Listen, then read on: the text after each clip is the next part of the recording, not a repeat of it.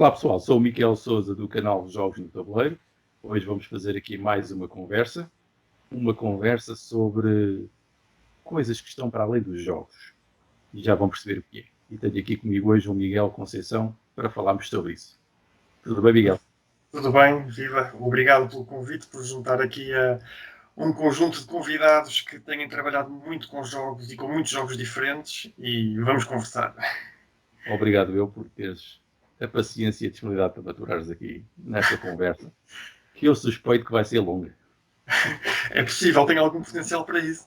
Vamos ver se não divagamos muito, embora divagar também não é necessariamente mau. Nem sempre é mau. Há aí muita Exato, tendência para dizer que divagar é mau, mas é com as divagações que nós chegamos a certos sítios que nunca imaginávamos antes, não é? exatamente. Então, e para começarmos, quem és tu, Miguel? Quem sou eu? Pergunta profunda. Começando pelas coisas, se calhar, básicas. Tenho 55 anos, portanto, já é mais de meio século. Vivo em Aveiro já há muitos anos. Eu sou de Guimarães, mas vim estudar para Aveiro, onde fiz a Engenharia do Ambiente. É a minha formação base. E depois fiquei por cá, portanto, em termos profissionais, depois disso fiz primeiro investigação, muito ligada a impactos ambientais, poluição atmosférica, análise de risco. Foi assim a minha área. Já aí também tinha algum gosto pelas simulações. Depois fiz consultoria, também ainda nessa área, e há coisa de 20 anos fiz assim uma mudança algo radical, passei para a gestão do ensino superior. E, portanto, tenho trabalhado na Universidade de Aveiro em diferentes funções em ensino superior. Portanto, neste momento estou no gabinete que apoia a investigação. Além disso, e dos jogos, que é costumo dizer que se calhar é uma das constantes mais constantes, passa a redundância, ao longo da minha vida. Também gosto de escrever e, portanto, comecei em 2008 um blog muito ligado ao ensino superior, conhecimento, política, irregular, portanto, é um bocado leituras e reflexões e opiniões que ia colecionando.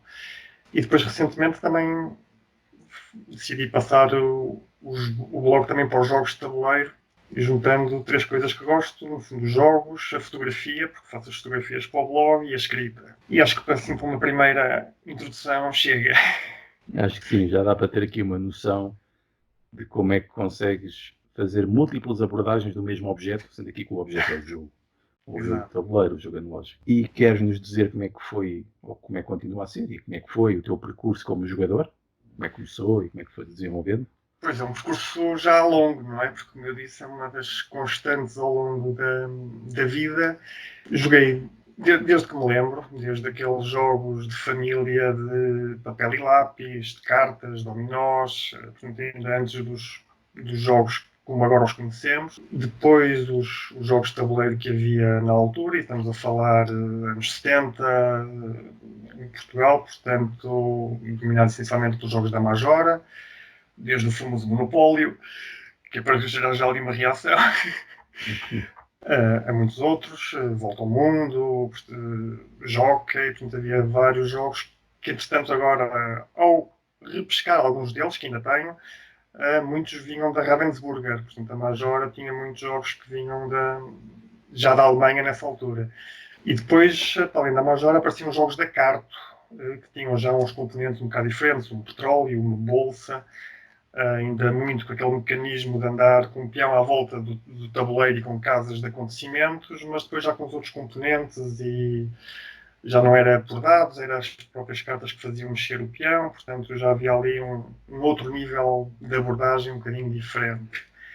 Mas que continuava a ser muito jogos de amigos, festas de amigos, reuniões, amigos de escola, do bairro, etc. A seguir, a coisa, digamos, o meu percurso como jogador acho que foi mudando com várias introduções de coisas internacionais.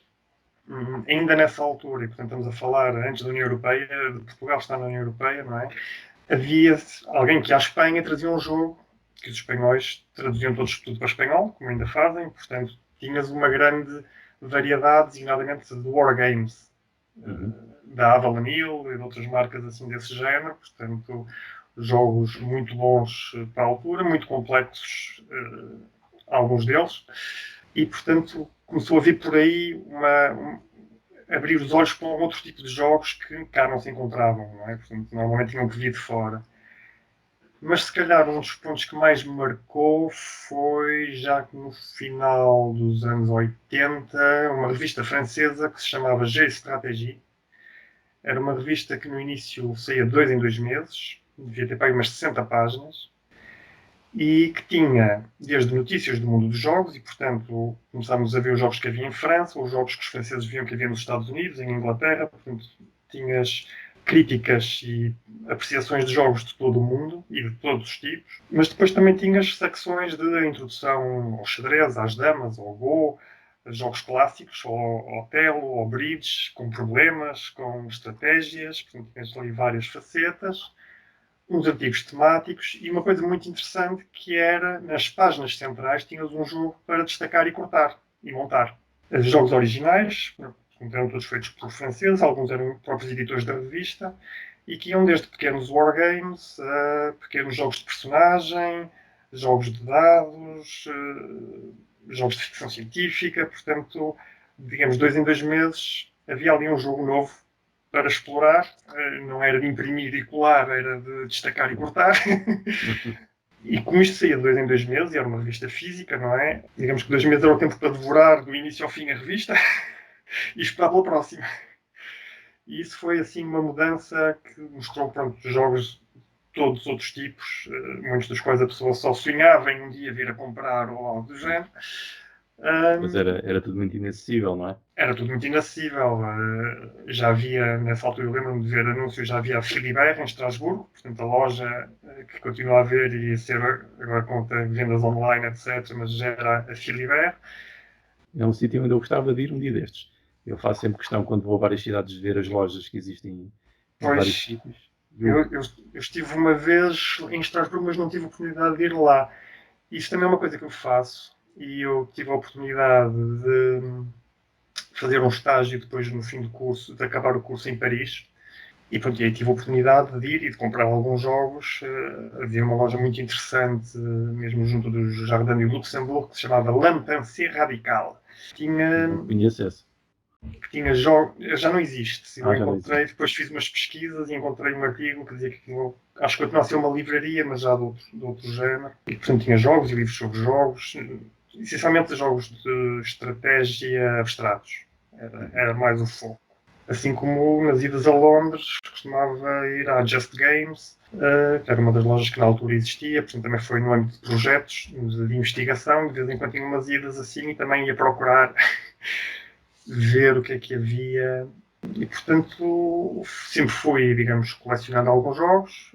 Paralelamente tinha um hobby mais sério que era o xadrez. Ou seja, os jogos de xadrez em competição desde há muitos anos, jogador federado, que nos últimos anos um bocado irregular, só em competições por equipas, e há um ano mais ou menos decidi parar mesmo e dedicar mais a estes outros jogos, porque aquele nível exige muito treino, muito estudo, muito tempo, sobretudo, e pronto, fiz a opção de, para manter competitivo ao nível que jogava, tinha que investir ali muito tempo e estava mais disposto a investir nestes outros jogos todos, muitos diferentes, do que apenas num. Exatamente. Portanto, Eu tive mais ou menos esse percurso, mas foi com o Magic the Gathering. Pois, o Magic para... nunca joguei muito, exato.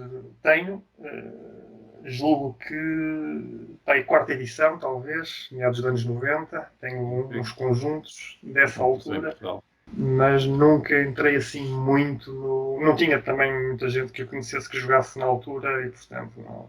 Passou assim um bocado ao lado do Magic. Acho que isto, pronto, dá para mostrar este percurso que vem um bocado mais de trás e de muitos tipos de jogos diferentes, que acho que às vezes contrastam um bocado com pessoas que neste momento até têm já muita atividade no mundo dos jogos e que se uma pessoa olhasse pensava, aí já jogam estas coisas há muito tempo, e que em alguns casos, surpreendentemente, começaram há pouco tempo, como vi numa entrevista, por exemplo, com o Fábio Lima, que é uma pessoa que anda há relativamente pouco tempo nos ditos jogos modernos, mas que neste momento já tem uma produção de conteúdos e um acompanhamento bastante grande. Considerável, não é? E, portanto, acho que é interessante ver que há muitos jogos que já vêm desde há muito tempo, embora não de facto era muito mais de nicho do que são agora, não é? Sim, sim, sim, sem dúvida. Isto houve uma mudança mesmo muito grande. E se nós repararmos, a maior parte das pessoas, ou uma grande parte das pessoas, provavelmente não joga há 10 anos. É provavelmente há menos do que isso. Nós fizemos um levantamento de estudos há algum tempo e chegámos a essa conclusão, que a esmagadora maioria das pessoas joga há 8 anos, 6, portanto é pouco comparado com este tipo de jogos que surgem pelo menos desde os anos 60, pelo menos. Pelo Sim, menos. sim, será muito a partir daí. Neste percurso todo, ou seja, tens continuado a jogar, jogaste estes jogos mais antigos, Uhum. pressuponho que tens continuado a jogar as coisas mais recentes. Sim. Dentro das coisas mais recentes, há algum tipo de jogo ou subgénero do qual tens jogado mais? Sim, eu tenho jogado mais jogos acessíveis em termos de modo familiar, jogos de 3, 4 jogadores, porque é normalmente o número de pessoas que jogam e é muito em família, que tenho continuado a comprar alguns e temos jogado, mas posso dar assim, alguns exemplos de jogos que já jogamos há alguns anos, mas que continuam recorrentemente a ir à mesa, como um Glenmore, Que saiu agora a nova edição. saiu agora o Glenmore 2, exato, Por acaso está na minha Chronicles. lista de radar, tenho que ver. Provavelmente é um que vai Pois, ser adicionado à minha eu, biblioteca. eu cheguei na altura a ver com a Fantails uma versão ainda em fase média de desenvolvimento de regras do Glenmore 2 quando estava no Kickstarter. Mas, portanto, esse não tem. Tem o Glenmore original, mas, portanto, jogos desse género, um Glenmore, um Yangtze, jogos, digamos, as preferências de cada casa, tipicamente, são jogos abaixo de 1 hora. Contrasta um bocado com as minhas preferências, que já vinham do xadrez e que muitas vezes são jogos longos e mais pesados de algum modo e mais complexos. Mas estou, por exemplo, agora um jogo que estou a achar fascinante, que estou a descobrir, que comprei há meio ano talvez, que é o Cerebria, que é um Que é jogo, outro é tipo de um outro coisa. tipo, um jogo complexo, tem muito para explorar, também tem variantes para um jogador, ou para 2 jogadores, para 3 jogadores, portanto, ou cooperativo, 2 contra 2 a 4 jogadores, cooperativo, competitivo, Uhum. mas que é um jogo que gosto muito da maneira como está. Mas ainda voltando aos outros, por exemplo, um jogo que gosto muito tem alguns mecanismos diferentes, e isto também é bonito, também visualmente, o Solenia, que é um jogo em que o tabuleiro vai se movendo, portanto, simulando a rotação e, portanto, o dia e a noite, e há cidades que estão de dia, outras que estão de noite, que requerem diferentes tipos de recursos para se manterem, e assim como a produção de dia e de noite é feita por coisas diferentes, e as cartas, quando vão, digamos, caindo de uma metade para a outra, também nos vão dar recursos, portanto, a colocação das cartas é muito interessante, é um jogo que acho bastante original. Uhum. São jogos assim, e são variados. Posso dizer, comprei recentemente o Kanagawa, que é um jogo lindíssimo, Ah, sim. De pintura, não é? de Japonesa. pintura, portanto, no fundo, de coleção de cartas com determinado tema, mas muito bonito e bom de jogar e de manusear. Mas, como dizia, digamos, o grosso dos jogos que acabo por jogar são jogos de 40 minutos, 1 hora. O Celtis é um jogo fácil Uhum. de jogar, de introduzir pessoas, é agradável. Eu gosto de jogos um bocadinho mais complexos e, portanto, tenho um Cerebria, um CO2, um Newton. Ok. Portanto, são jogos Ou em que seja, eu não me desempenho necessariamente bem, mas que gosto da lógica, da explorar o jogo, não complexidade é? dos mecanismos e de tentar perceber e dos mundos que eles, no fundo, criam. Exatamente. Eu, por acaso, tenho essa mesma percepção também pessoalmente. E algumas pessoas ficam um pouco admiradas quando jogam comigo. Por exemplo, alguns jogos que eu já joguei muitas vezes e depois acham, até depois tu jogaste tão mal o jogo, não ganhaste. Mas olha, o meu objetivo não era ganhar. O meu objetivo era explorar esta parte do jogo que eu ainda não explorei. Saber Mas, se isto sim, funcionava, sim. se isto não dava. Isso a mim fascina-me pessoalmente. Daí este foco nas mecânicas e nos Uhum. mecanismos, que para mim são combinações de mecânicas. E daí a relação com os Eurogames. É um pouco essa, porque é onde eu tenho visto mais inovação do ponto de vista Sim. dos mecanismos dos jogos. Não é porque os outros não sejam interessantes, porque eu também gosto dos outros quando proporcionam certas experiências com o grupo certo, no contexto certo. Mas do jogo pelo jogo gosto dos sistemas que os Uhum. Eurogames trazem. Também me parece que estás com uma tendência para esse lado também. Sim, é um bocado por aí. Vou tentando combinar pronto, os jogos que jogo mais frequentemente e, portanto, tem que ser jogos mais acessíveis alguns com uma componente estética interessante que também chama outras pessoas para jogar. Isso também é uma parte interessante. Mas eu também gosto muito da parte dos mecanismos e das interações e de perceber e de ir descobrindo. Apesar de muitas vezes as pessoas acham que por eu jogar xadrez e essas coisas e tal, há aquele mito de que então é uma pessoa super competente para todo tipo de jogos ou para todo tipo de atividades racionais. Exatamente. E eu costumo dizer às pessoas, não, o xadrez é uma coisa muito específica, é um jogo muito específico, como outros jogos abstratos do mesmo género, mas há ali um treino baseado em informação completa, não há informação escondida, não há outras variáveis, não há muita questão do comportamento, do bluff, claro que se pode jogar um pouco para o adversário quando se conhece, mas não há muito uma data de outras competências e de interações sociais, etc. É um jogo muito técnico, não é?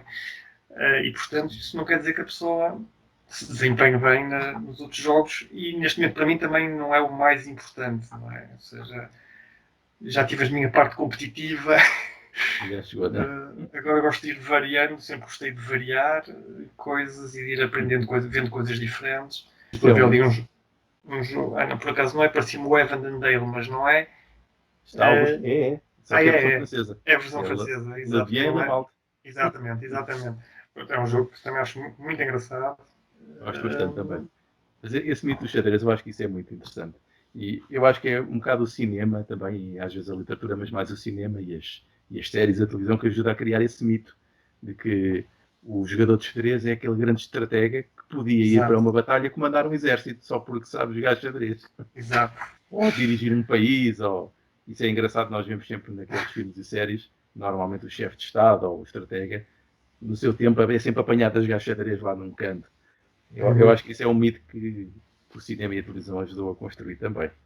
E até a própria história da Guerra Fria, não é? Aqueles debates, aqueles combates entre americanos Sim, eram os combates épicos com muitas histórias, incluindo parapsicologia e coisas do género. Portanto, há umas histórias famosas, principalmente do jogo entre o Fischer e o Spassky na Islândia, portanto, também já assim num sítio remoto, se presta a histórias de muitos acontecimentos à volta disso, porque sim, às vezes é interessante, digamos, para quem gosta dessas coisas, ler algumas entrevistas do Boris Spassky, que era na altura o russo, mas não era propriamente uma pessoa do sistema, não é?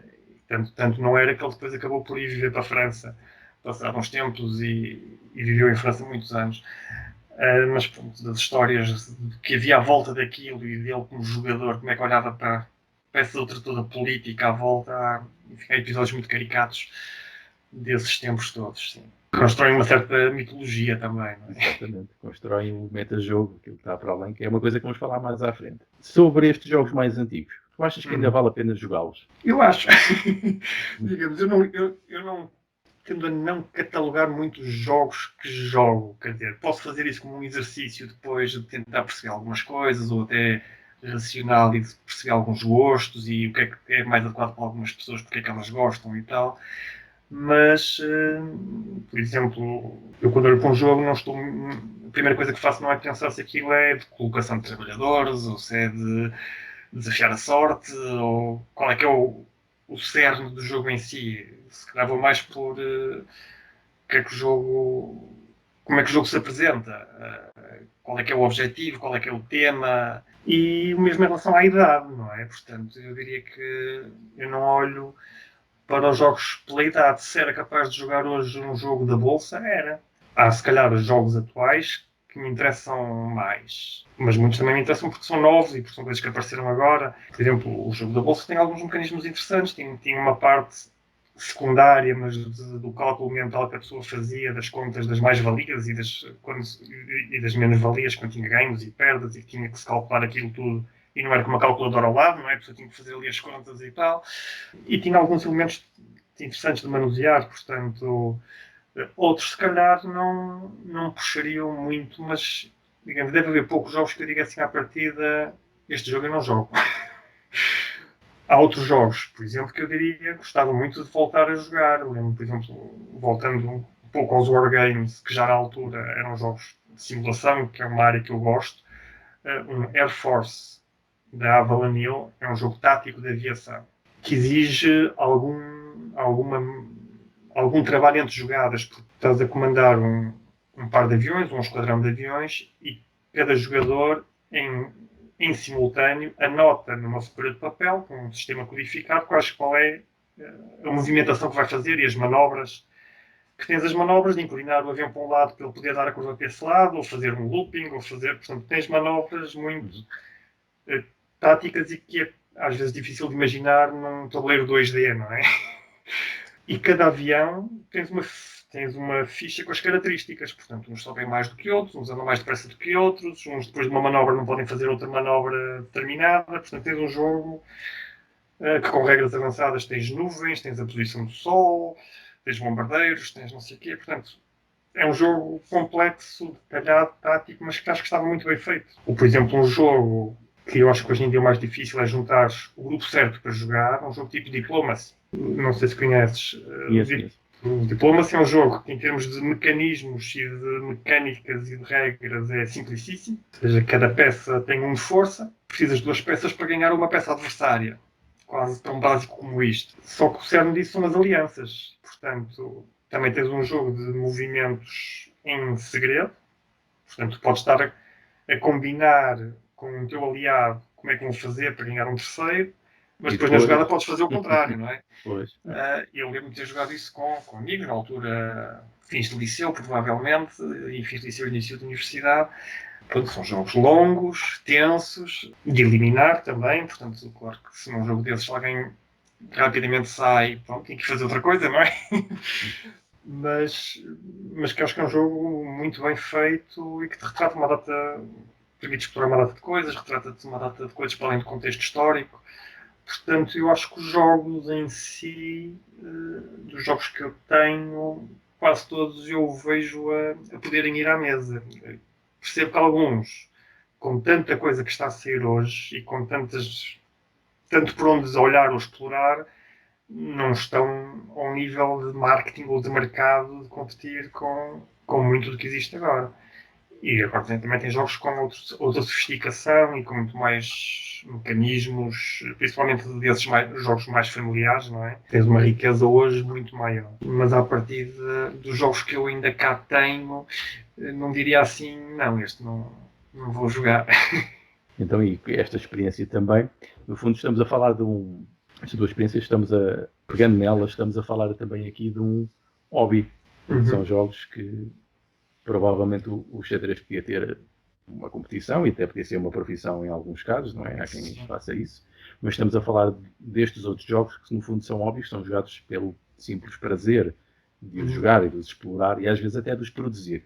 Às vezes até a própria produção é apenas uma terlice. O que tu achas que mudou nestes anos todos, uma vez que tens esta visão abrangente, neste hobby destes jogos analógicos, destes jogos de tabuleiro?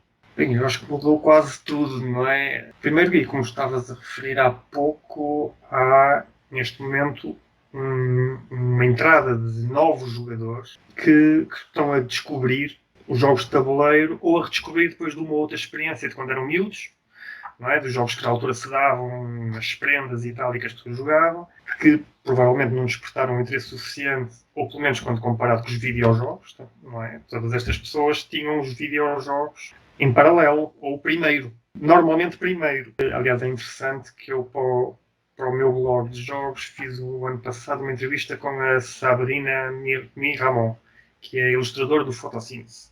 E uma das perguntas que eu lhe fazia, foi uma entrevista, digamos, à distância, portanto, escrita só. Eu enviei-lhe um conjunto de perguntas e uma das perguntas que eu fazia era o que é que tinha surgido primeiro, digamos, a ilustração, o desenho, os jogos de tabuleiro, os jogos vídeo. E a resposta óbvia para uma pessoa dessa geração, mesmo que ela terá 20 e muitos anos, primeiro foram os jogos vídeo. A ilustração, os desenhos dessa coisa veio um bocado a seguir e os jogos de tabuleiro muito depois, não é? Portanto, acho que aí há digamos, eu quando comecei era ao contrário, ainda nem havia computadores pessoais, portanto os jogos de tabuleiro eram por natureza os jogos. Não havia outros, e eram jogos muito de nicho, porque também não tinhas nem esta facilidade, nem este mercado que tens agora. Ou seja, agora, para além da facilidade que o digital nos trouxe. Portanto, esta mistura do físico e do digital nos traz de podermos, graças ao digital, comprarmos jogos que vêm de qualquer sítio do mundo e que nos chegam a casa, ou até de experimentar primeiro digitalmente, agora com os tabletopias e tabletop simulators, etc. Não é? E de os conhecer e de haver uma comunidade online, Exato. não é? É ver isso e podes ver em vídeo e, portanto, tens uma comunidade muito grande a produzir, portanto, tens uma produção maciça. Olhando para o que é hoje o Kickstarter nos jogos, é quase uma overdose, não é? Ou seja, o número de coisas que sai por dia ou por semana é enorme. E que gera ressaca. Que gera ressaca. Eu, por acaso, tenho estado bastante imune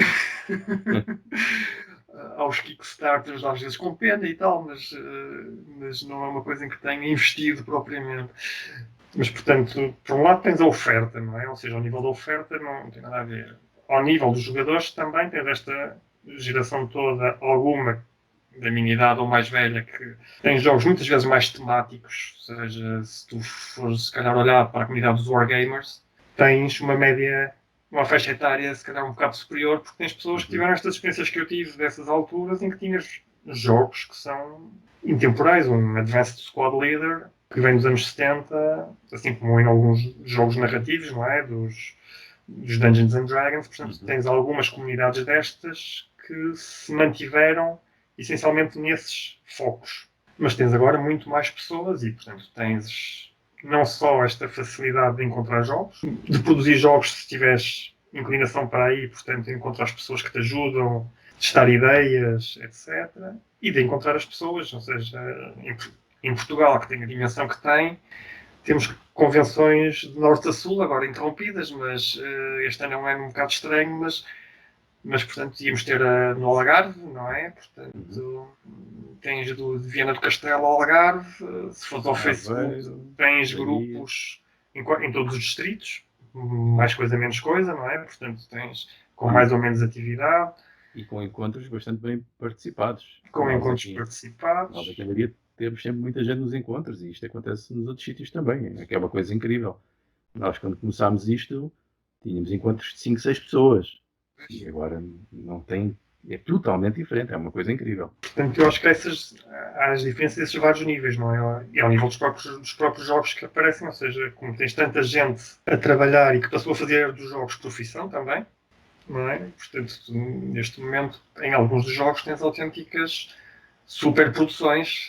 Podes comparar um bocado no cinema, não é? Tens os jogos dos circuitos indie e dos amadores e tal, e depois tens as superproduções com miniaturas de não sei quantos, jogos que vão para 200 euros ou mais, se comprares extras, e isto já sem falar nos colecionáveis, que depois aí é fim. Portanto, eu acho que são isto nos últimos talvez 15 anos, não é? Evoluiu, tomou uma dimensão muito grande, globalizou-se e felizmente conseguiu penetrar em pessoas que se podia dizer, as pessoas que jogam videojogos não jogam jogos de tabuleiro e, portanto, só as outras pessoas. Não, eu acho que, aliás, eu já fui ainda a poucas convenções, mas uma pessoa, o que vê são famílias inteiras a jogar, 2 ou 3 gerações, rapazes e raparigas, dos jogos dos mais variados. Portanto, acho que é muito interessante ver este regresso ao físico e ao presencial, que para algumas pessoas era uma coisa, se calhar, inimaginável. Agora é muito diferente do circuito quando eu comecei a jogar, em que conhecia meia dúzia de pessoas que jogavam e felizmente tínhamos gostos semelhantes e, portanto, dava para ir jogando, não é? Porque se tens algumas pessoas que jogam, mas umas só gostam de jogos simples e umas de jogos complexos e tal. Não dá. Não dá. Por outro lado, também vejo que muitos dos jogos hoje, principalmente os mais complexos, têm a preocupação de ter modo solo, que é curioso. Portanto, são jogos que não estão feitos, ou não, a maior parte deles não são pensados para serem jogados apenas a solo, mas há essa preocupação, porque também há a noção de quem os faz, de que determinado tipo de jogos vão à mesa menos vezes, a não ser que possam ir também num modo mais individual. Portanto, pode ser uma decisão, impactar na decisão na altura de comprar. Ou seja, eu posso jogar com pessoas, mas tenho sempre a hipótese de jogar só se quiser. Exato. É uma coisa que eu, por exemplo, quando olho vou aumentando a coleção, também olho para isso. Em alguns dos jogos eu penso, quero comprar este só porque gostava de o ter e, portanto, apenas por colecionismo, porque sei que dificilmente o vou jogar ou vou jogá-lo poucas vezes, ou este, como também tem um modo solo que me parece interessante, além disso vou poder jogar mais vezes se me apetecer jogar e tal. Portanto, também é uma coisa para que olho quando penso pessoalmente em comprar para mim alguns jogos. Portanto, tem alguns na lista, uns gostaria de ter apenas pelo jogo em si, de facto, pela coleção, por terem algo diferente, algo novo. Outros porque sei que não tenho assim um grupo regular que me permita jogá-lo. Eu acho que isto houve aqui um processo de abertura e democratização que tem alargado muito os utilizadores e é como dizias, nós vemos agora cada vez mais mulheres a jogar, vemos muitas idades, vemos opções, boas opções para quem gosta de jogos mais rápidos, mais simples ou coisas mais complexas. Ou seja, está claramente a indústria que já passou também de uma indústria de hobby.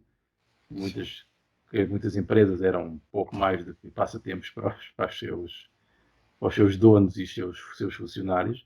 As próprias empresas também foram crescendo e foram realmente adaptando os produtos e criando novos produtos para toda a gente. Embora continuem a ser jogos de hobby, não é? Apesar de ser um crescimento grande, se nós formos fazer também alguma análise, ainda são jogos que são muito pouco conhecidos pela esmagadora maioria da população. Sim. Se calhar aqueles grandes sucessos que se tornam mais facilmente conhecidos e mais acessíveis e que encontras, que é outro ponto diferente de daqui a uns anos, ou seja, tu vais a uma FNAC e encontras uma quantidade de jogos bastante interessante, assim como na Leia, por exemplo, ou seja, tens livrarias que já têm alguns portfólios, uns maiores do que outros, obviamente, depende também da própria livraria e do espaço, mas já tens jogos e é uma coisa que muitas vezes noto quando vou, normalmente apenas para ver o que é que eles têm, mas vejo as reações das pessoas que vão algumas vezes à procura de quase primeiros jogos e estão ali assim ainda um bocado indecisas de o que é que são aquelas coisas todas. Alguns já ouviram falar, não é? Tens uns Ticket to Ride, os Carcassones, alguns que são franchises de cinema e de banda desenhada, portanto, também tens o ciclo todo fechou-se, não é? Ou seja, tens jogos que passam do digital para o físico, agora já tens jogos ao contrário, tens a banda desenhada, ao cinema, portanto, o meio em si. Isso também alimenta, não é? Há pessoas que dizem, eu nunca joguei e tal, mas aquilo é um jogo do Harry Potter, a pessoa gosta do Harry Potter, vou-lhe dar um jogo do Harry Potter. Pronto. E começamos a ver cada vez mais isso, não é? Portanto, também há quem investe nessa linha e isso também faz chegar a outras pessoas, não é? Agora acho que vai sair o Splendor Marvel, não é? Portanto, exato. Tudo é possível. Exato. Tudo é possível. Exato. Portanto, tens os jogos mais de personagem ligado a isso e depois tens os outros que são adaptações só com a parte do marketing. Exatamente. E lá nas outras áreas. Com essas pessoas que tu vês na FNAC, tu alguma vez te meteste com elas a sugerir coisas? Já estive quase. Mas como sou um bocado mais introvertido, há um outro passo. Estive quase a dizer, uma vez estava lá a ver assim com um ar muito indeciso, a dizer, mas se quiserem alguma sugestão. Mas depois, entretanto, também foram para o outro lado e eu vali o tempo, a oportunidade de tempo foi-se. Já fiz isso várias vezes e é muito estranho a reação das pessoas. Pois, porque. Nossa, posso ajudá-la, mas eu não sou funcionário da loja, que é uma coisa incrível. É algo que as pessoas também não estão. Isto nunca acontece, não é? Imaginemos numa loja de roupa, está alguém a ver uma peça. Exato. Olha, eu posso ajudá-la a escolher as calças. Isto ficava-lhe bem, não é? É sempre fica a duvidar o que é que se quer dizer. Claro. Não cheguei a fazer isso. Por acaso aqui, eu às vezes faço isso, não é sempre, não é? E outras pessoas de leiria também fazem. E algumas já conseguiram que as pessoas trocassem de jogos, que é uma coisa incrível. Estava um certo jogo de massas na mão e passou a estar outro. Isso é engraçado. Mas isto só é possível porque lá está, é um hobby e há aqui uma paixão associada a isto, porque ninguém ganha nada com isso. Sim. É mesmo só pelo fascínio. Então, e entrando aqui também no tema, ou no tema principal, tu achas que todos os jogos contam histórias? Eu acho que quem conta as histórias são as pessoas. Se o criador do jogo quer que o jogo conte uma história, eu acho que em muitos casos não foram pensados para isso. Não quer dizer que não possam contar, mas eu acho que em alguns tipos de jogos é extremamente difícil quem está a jogar querer contar uma história, envolver-se numa história. Por exemplo, se olharmos para os jogos tradicionais, um jogo de cartas, um bridge, ou uma sueca, a pessoa ali não está preocupada com a história, se o valete foi buscar não sei o quê, ou a dama, ou o rei. Está a olhar para aquilo como peças puramente abstratas que têm um fim. Não quer dizer que o jogo em si, a experiência do jogo, não deu uma história. Às vezes até dá histórias muito ricas. Porque as pessoas conhecem-se, que ele jogou aquilo e não devia ter jogado e não sei o quê. Portanto, podes fazer uma história do jogo em si, da partida em si, não é o jogo que está a contar a história, não é? É a tua vivência. Isto por contraponto, por exemplo, aos jogos de personagem ou aos jogos narrativos, como agora se chama, em que aí é suposto o cerne ser a história, não é? E, portanto, tu és uma personagem, não és tu. Não és tu, Micael, ou eu, Miguel, é o rei não sei quanto, é o peregrino, ou é o bispo, ou é o aventureiro, ou o anão, ou o monstro, ou seja o que for, não é? Nos jogos de tabuleiro, euros e afins, eu acho que em muitos casos a história está... Tens um tema, não tens necessariamente uma história. Não é? Tens um tema, que depois tens um grafismo associado. Por exemplo, um jogo que falei há bocado, o Newton, que é um jogo que me parece extremamente interessante, tens muitas hipóteses, é um jogo típico, complexo, muitos caminhos para ter pontos, para ganhar, mas tu rapidamente te embrenhas apenas nessa lógica de vou aqui para ter aquele ponto, porque preciso daquilo para buscar aquela carta. Não estás a fazer nenhum discurso ou a pensar-te como personagem que estás a percorrer a Europa em busca do conhecimento. Eu fiz um exercício diferente com o Newton, que foi, usando esta minha outra vertente do ensino superior, fiz uma série no meu blog de jogos de 10 textos, 10 episódios, no fundo, contando como se fosse uma personagem. O primeiro era visto da casa de partida, que no jogo é Basileia, onde saem os peões de cada jogador à procura de conhecimento pela Europa, e portanto nesse primeiro episódio que eu fazia era a história da pessoa que decidiu, depois de uma experiência universitária, ir à procura de conhecimento pelo mundo. E fui buscar até algumas citações de enciclopédias sobre ensino superior, na Europa, etc. Portanto, fiz uma construção de uma história à volta de um jogo que tem um tema rico, mas que eu acho que quando as pessoas estão a jogar, o tema rapidamente passa para segundo plano. E eu acho que isso acontece na maior parte dos jogos abstratos, desde logo, por isso é que são abstratos, não é? Ou seja, tu não precisas de outro contexto. E em muitos jogos, tabuleiro, por exemplo, um jogo destes rápidos que é o Sherlock Holmes and Mycroft. No fundo é um jogo de colecionares, digamos, tem o tema do Sherlock Holmes. Na introdução que está na capa e no verso, fala da luta entre o Sherlock e o irmão e conseguirem as pistas, ver qual é que é o primeiro. Mas o jogo em si é de ir colocando, ir buscando cartas e fazendo conjuntos de cartas que são mais valiosas ou menos valiosas. Portanto, não sentes que estás a fazer nenhuma investigação. Portanto, o tema acho que muitas vezes é usado como um suporte para o jogo. Curiosamente, se pensas, por exemplo, num wargame, eu diria que um wargame por excelência, a não ser aqueles de ficção, mas mesmo nesses, em que tu estás a comandar num teatro de operações uma data de forças, estás envolvido numa história. Tens uma estratégia, mas as forças em si não são tão anónimas, não é? Portanto, digamos, indo mais diretamente ao que estavas a perguntar, eu acho que nem todos os jogos contam histórias. Acho que muitos deles não querem, não é o objetivo deles, primeiro, não é contar história. É proporcionar uma boa experiência das pessoas à volta de uma mesa que pode envolver uma história ou não. Por exemplo, acho que num Dixit é fácil, se tu quiseres, expor uma componente mais de história. Se fugires à identificação das cartas só por uma palavra simples. Ou se até, por exemplo, num conjunto de jogo, digamos, nunca fiz isto, mas são coisas que se podem fazer, tu decidis que tens que ter um tema comum para todas as pistas, não é? E, portanto, acabas por criar uma construção conjunta de uma história, as pessoas envolverem-se. Eu diria que há jogos ditos wargames, aqueles duros e tal, que eu acho que a pessoa se pode ver mais facilmente no tema e na história. Por exemplo, um CO2, de Vital Lacerda. Acho que os componentes ajudam, todo o grafismo ajuda.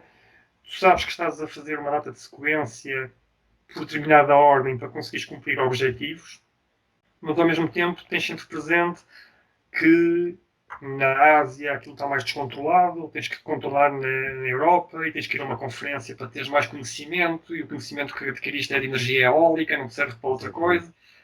Portanto, aí tens um conjunto de elementos que te mantêm dentro do tema. Claro que se fores um jogador puramente cerebral, ignoras isso tudo, olhas para aquilo como se fosse um jogo mais ou menos de xadrez, com algumas variáveis que não controlas, mas dizes, pronto, isto, eu vou daqui para ali, peão para E4, etc. Exatamente, isso é muito interessante e é uma crítica constante, especialmente entre a ludologia e a narratologia. No entanto, mas é uma crítica que nós vemos depois dentro do hobby nos jogos europeus. Terem tema, não terem tema, gerarem narrativas. Sim.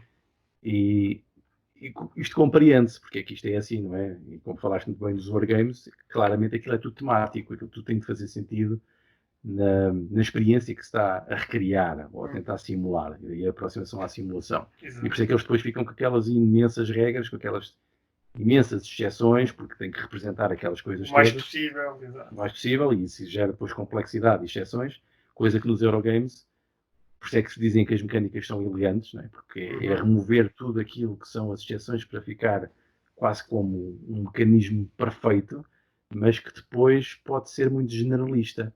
E acontece isso, como estavas a dizer, em alguns jogos. Eles até estão lá temas, e de facto nós estamos a transportar um cubo que representa um bem. E aquilo é até um efeito multiplicador depois de combinação de cartas que está associado, por exemplo, a construir um motor, porque tem várias peças. Mas que depois, como está tão depurado, tão elegante, tão centrado na mecânica, e alguns jogos até começam a ser desenvolvidos primeiro pelas mecânicas e depois é que levam os temas em cima. Isso acontece. Mas outros não. Outros, mesmo Eurogames puros, às vezes começam pelo tema, há casos disso. E é normal depois que os jogadores, então, vejam estes atalhos, porque no fundo isto são atalhos para a nossa compreensão do sistema. E podemos largar as coisas. E como dizias muito bem, o Vital Lacerda é um exemplo disso, em que ele consegue conjugar várias mecânicas em mecanismos e a correta execução dos componentes também e destas dinâmicas ajudam a compreender. Eu acho que o CO2 é um excelente exemplo, porque eu tenho exatamente essa sensação quando jogo o jogo. Por exemplo, um mecanismo de fundo do jogo ser semi-cooperativo, em que é um certo nível de CO2, em que depois é uma calamidade, aquilo gera uma tensão no jogo que nos dá o sentido de urgência ambiental. Exatamente. É um caso disso, é um exemplo muito direto. E podia ser só um ranking que está lá, que nós estávamos a atender, mas não, tem essa. E como dizias, dos continentes, olha, está desequilibrado naquele continente. E depois eu tenho essa tendência, começo a gerar narrativas. Olha, aqueles gajos lá todos na Europa, todos a queimarem à força toda e os outros todos preocupados com não sei o quê.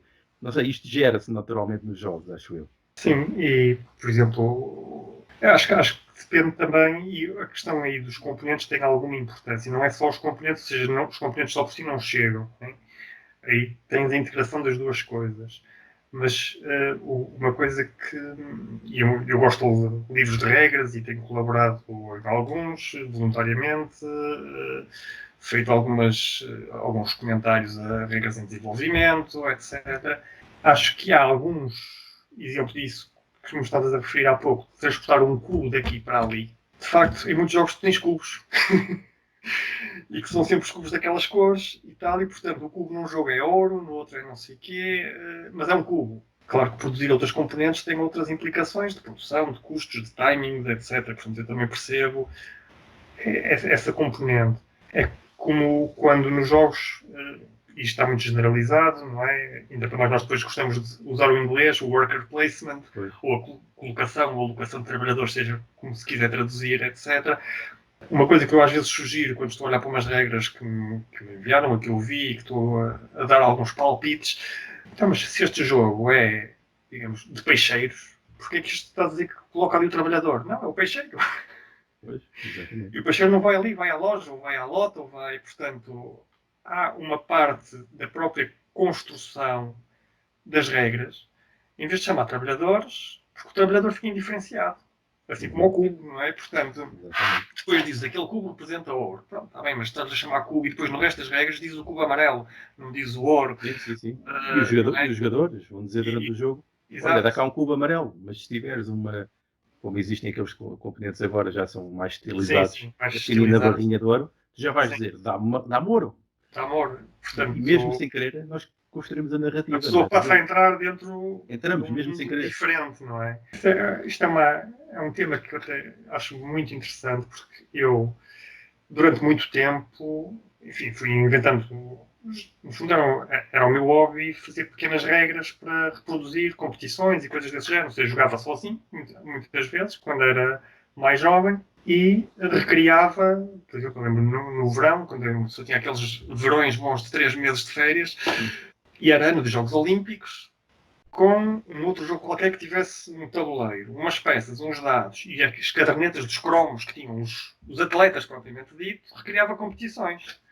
E ao recriar, não era eu que estava a jogar e que estava, era aquele que estava a tentar ganhar ao outro, não é? Portanto, era a história, não é? Ou seja, ao fazer essas recriações simples, sem grande sofisticação ao nível do jogo, ali o que interessava era uma competição de qual eu era quase espectador, em que não tinha uma parte por um ou por outro, não é? Juntava os vários atletas, depois era para ver qual era o país que ganhava mais, ou pronto, era recriar de algum modo, simular outros jogos, outras competições, e lembro-me de fazer isso também com um amigo meu com quem jogava muitas vezes, e fazíamos alguns jogos. Ele uma vez fez uma mesa enorme de madeira para recriarmos fazermos a reprodução das corridas da Volta à França em bicicleta, em que cada um jogava por não sei quantas equipas, porque não era eu contra ele. Não é? O que nós estávamos era a recriar uma competição. Cada jogador alguns tinham características ligeiramente diferentes. Um era melhor sprinter, um era melhor rolador. Era muito à base de dados, mas depois tinhas estas características de personagem, não é? E o objetivo era ver qual era a equipa que fazia melhor, e se acontecia na realidade, ou se ali havia surpresas, etc. Portanto, a história em si é que era o jogo, não é? Não era quem ganha era uma perspectiva diferente. Claro que isso também eram para longos dias de verão, tínhamos muito tempo. Não é o mesmo que se junte as 3 ou 4 pessoas, que acho que é outra faceta que esta produção em massa tem, e tu vês mesmo às vezes nos fóruns online, que é provavelmente a maior parte das pessoas joga cada jogo muito poucas vezes. Porque a seguir vai jogar outro, porque saiu outro, a novidade, a experiência, e tu vês muitos jogos à venda, jogado uma vez, ou que nem sequer joguei, portanto também tens esse mercado de jogos em primeira mão, praticamente, ou quase, porque vês que há uma grande rotatividade, enquanto algumas das outras experiências, e essas de digamos, tens alguma imersão num mundo, não é uma coisa para fazer em meia hora, tipicamente, não é? Precisas de algum tempo, e precisas que as pessoas também queiram entrar nessa lógica de personagem. Não é? Uma pessoa que vai jogar um jogo narrativo precisa de um par de horas, e a primeira vez é para perceber um bocado como é que aquilo funciona e tal, não é? Portanto, são jogos que têm também uma curva de aprendizagem e uma curva de imersão, se quiseres, que a história seja central.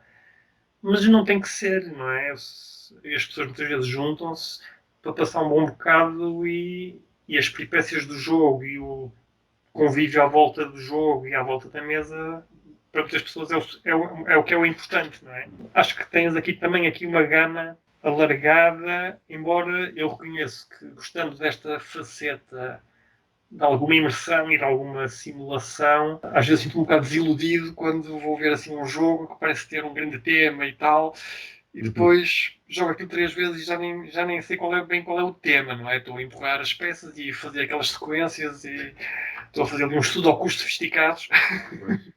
É, às vezes é um pouco isso. Então, e como é que tu achas que nós poderíamos melhorar essas narrativas e esses temas nesses jogos? Tens alguma ideia? Sim, acho que passa um pouco por isso que temos estado a falar, embora, como disse, reconheço que em alguns casos, se calhar nem os próprios jogadores alguns jogadores procuram essa narrativa, não é? Porque a narrativa também implica pôr mais algo de ti muitas vezes, mais pessoal, mais.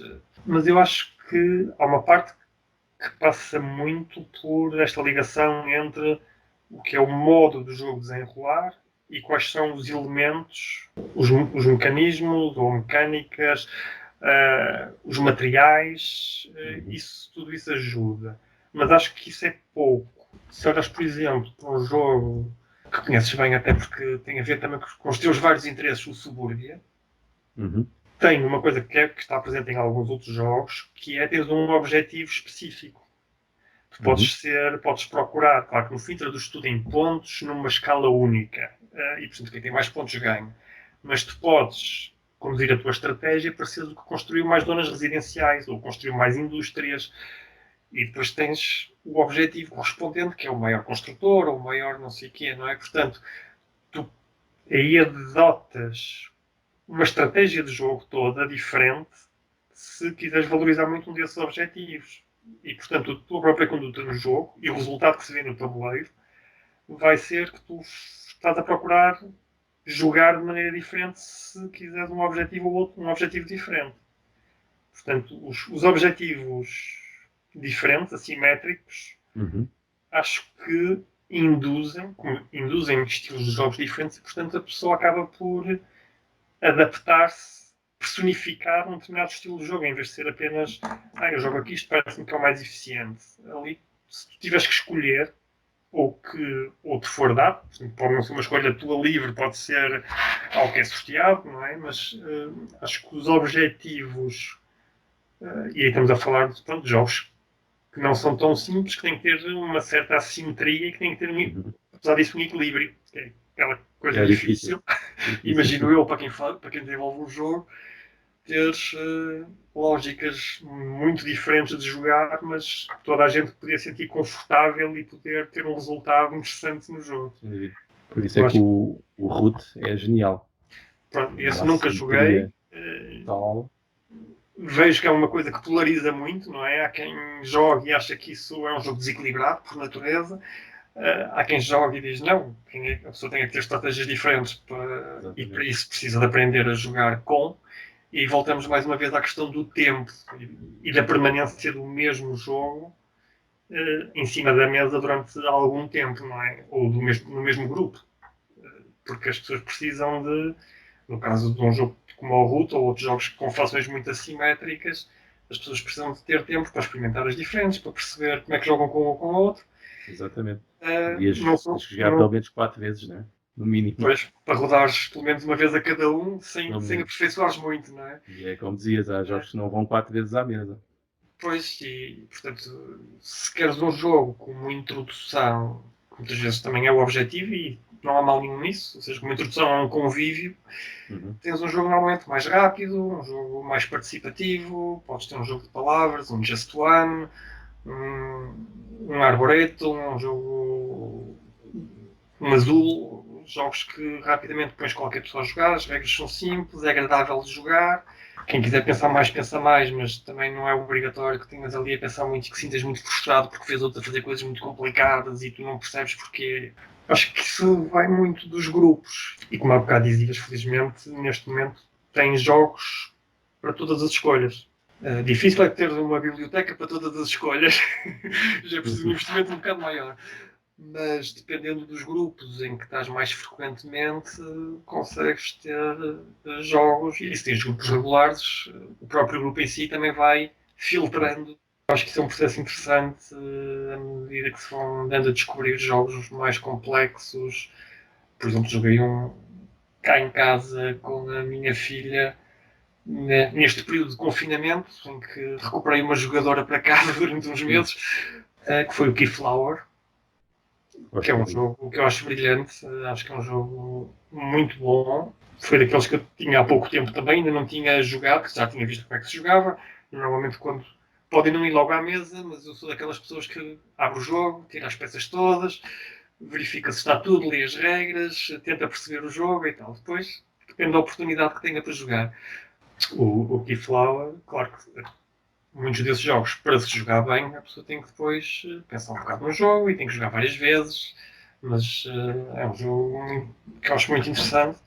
O Concórdia, esses jogos mais habituais, o Castles of Burgundy, isso são todos jogos que pões, mesmo pessoas que não estão assim ainda tão dentro do hobby, mas que rapidamente conseguem começar a Uhum. jogar. Claro que se estiverem a jogar com pessoas que já jogam aqui há muito tempo, o jogo é um bocado desequilibrado, não é? Mas portanto, é um jogo que é fácil de interessar pessoas que jogam com outro tipo de opções, com outro tipo de modos de jogar, com outras combinações.